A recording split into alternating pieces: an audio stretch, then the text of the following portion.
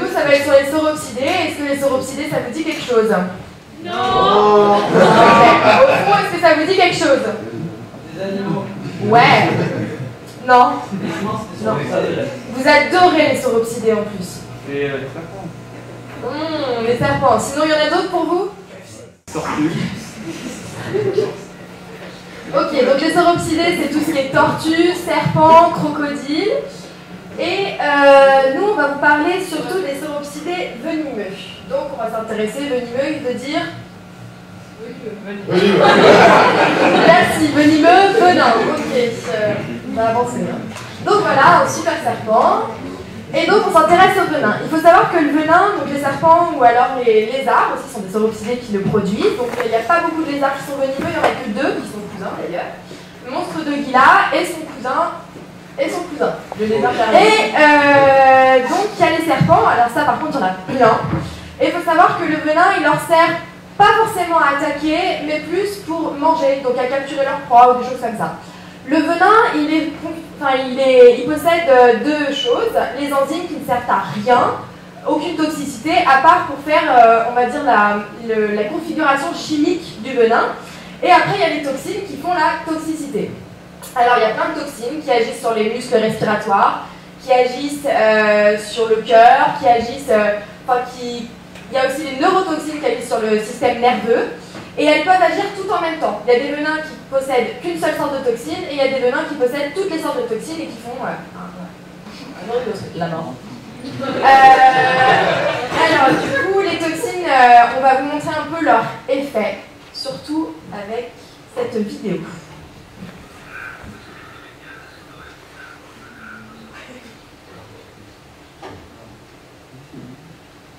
Donc là, on a pris du venin de serpent. Alors, on a fallu qu'on immobilise le serpent pour prendre le venin. Et après, on a voulu faire un test sur le sang. Le sang fluide.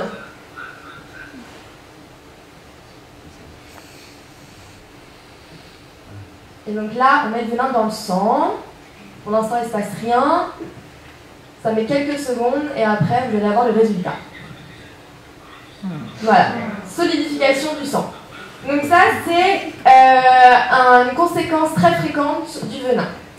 Il faut savoir aussi que le venin peut paralyser la proie, il peut aussi la détruire, il peut l'empêcher de respirer, il peut tout faire. Sinon, au niveau local, il existe une conséquence assez sympa, qui est la nécrose. Votre membre va pourrir, se momifier, et c'est surtout donc là où vous avez été mordu au niveau de la morsure. Et si vous ne faites rien, ça peut aller jusqu'à la gangrène et faire pourrir, si vous êtes mordu au niveau de la main, ça peut faire pourrir tout le bras et après ça peut s'en suivre. Donc la nécrose, c'est ça. Et que faut-il faire du coup pour éviter les morsures, enfin en cas de morsure pour survivre? Alors pour éviter ce qu'il faut tout de suite faire et ne pas faire quand on se fait mordre, alors déjà ne pas faire, il faut éviter de demander à autrui de se faire sucer là où on s'est fait mordre. On va tester beaucoup, c'est bon? Allez. Ensuite, si vous en avez sur vous, mettre de l'eau froide, des glaçons, évitez à tout prix les garrots, parce que on se dit c'est une morsure, ça saigne, c'est bon, faut cotonner les affaires. Non, si vous faites un garrot, vous allez juste concentrer le venin, et bon, vous avez vu le doigt sur une jambe, ça peut faire d'autres dégâts. Et tout de suite après, appelez les médecins, allez à l'hôpital, ils auront tout le nécessaire pour faire les analyses et tout ça. D'ailleurs, il y a une petite vidéo qui résume un peu plus.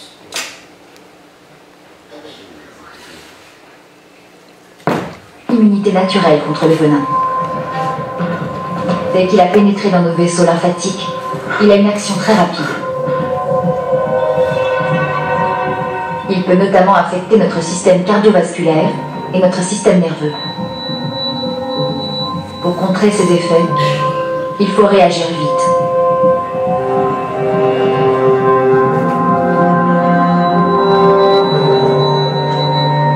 Identifier la nature exacte du venin est crucial. Et la science a mis au point des outils d'analyse qui permettent de s'assurer que le bon antivenin est administré. Alors, question, je prends un peu d'avance sur les questions. Comment on fait un antivenin?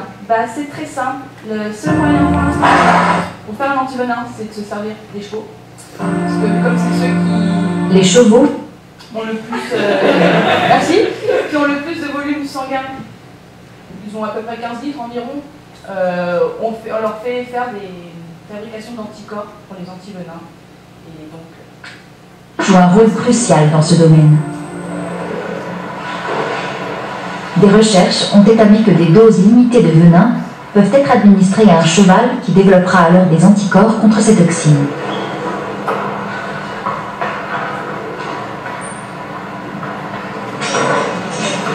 Les doses sont déterminées avec soin et le cheval ne court aucun danger.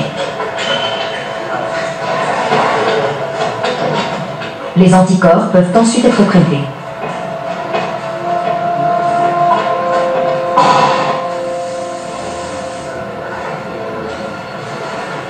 Tous ces travaux rendent possible la fabrication d'un antivenin pour l'homme qui pourra sauver la vie des victimes de morsures. Et on a mis un truc pour un petit rappel pour vous montrer en fait que le venin, c'est apparu, on ne sait pas trop vers quand parce que là c'est juste une liste du venin sans plus de détails. Donc comme on l'a dit tout à l'heure, il y a le monstre de Gila et les imperlés. Vous voyez qu'en fait ils sont à peu près vers les iguanes. Et c'est juste pour information quand est-ce que le venin est apparu. En fait, là, on a l'apparition de certaines toxines, et le serpent, lui, a d'autres toxines encore plus par rapport aux autres espèces. Donc, il est encore plus dangereux. Voilà.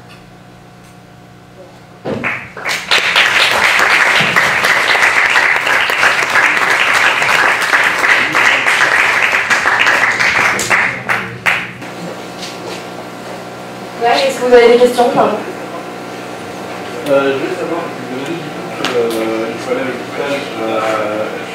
à l'hôpital si on s'est fait piquer par un serpent. Si on s'est fait mordre par un serpent. Mais du coup, si on s'est mordre par un serpent, où à un moment il n'y a vraiment pas d'hôpital, ou il est pas dans la jungle, on n'a aucun moyen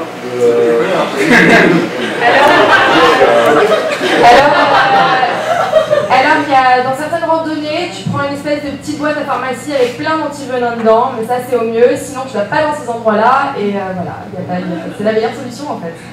Et sinon après, on peut s'injecter soi-même l'antivenin, mais c'est mieux par un pro parce qu'on peut faire des réactions allergiques. Donc il vaut mieux pas. Puis après, il y a des serpents, les orvets ou les vipères, ça ne sert à rien. Voilà. Puis les orvets, ça ne mord pas aussi. C'est mignon, ils prenez-les, jouez avec, mais ne les tuez pas. Mais est-ce que ça veut dire qu'on peut développer n'importe quel antivenin? Genre, pour chaque venin, on a un antivenin? Non, à l'heure actuelle, en fait, on a recensé que certains antivenins, parce qu'il y a des serpents, clairement, on n'a toujours pas découvert l'aspect de leur venin, on sait quelles conséquences ils influencent sur toi, mais leurs toxines, les protéines qui sont liées à ça, non, il y en a beaucoup. Par exemple, dans le cas de notre article, notre BD, on parle du Belcher. À l'heure actuelle, c'est le venin le plus dangereux au monde et on ne sait toujours pas comment fabriquer l'antivenin. Parce que justement, comme l'a dit Mathilde, un venin peut avoir plusieurs toxines différentes, donc il faut pouvoir trouver différentes substances.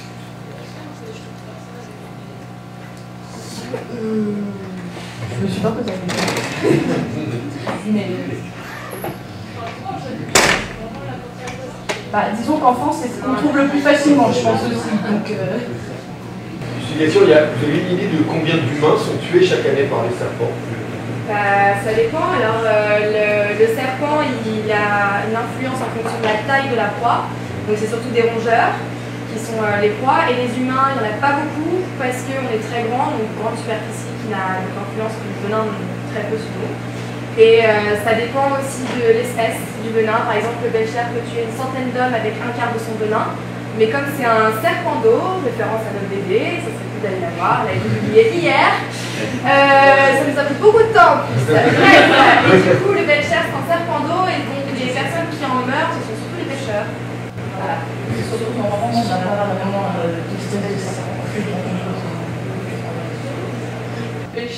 Le Belcher, il est surtout. Il a été découvert en Australie et en Océanie et l'océan Pacifique. Anna, tu as une question? Après, il n'est pas très agressif, donc généralement il fait de la défense. Il faut bien l'article. Voilà. Tout est dit dedans. Ama, t'avais une question? Ouais, c'est sûr. Est-ce que ça fait vraiment chiant de fabriquer un antivenin? Parce que quand on voit les gens aux États-Unis, genre qui se faisaient morts, et qu'il y a peu de pays les antivenins et ils fallait supprimer. Après, c'est aux États-Unis, quoi.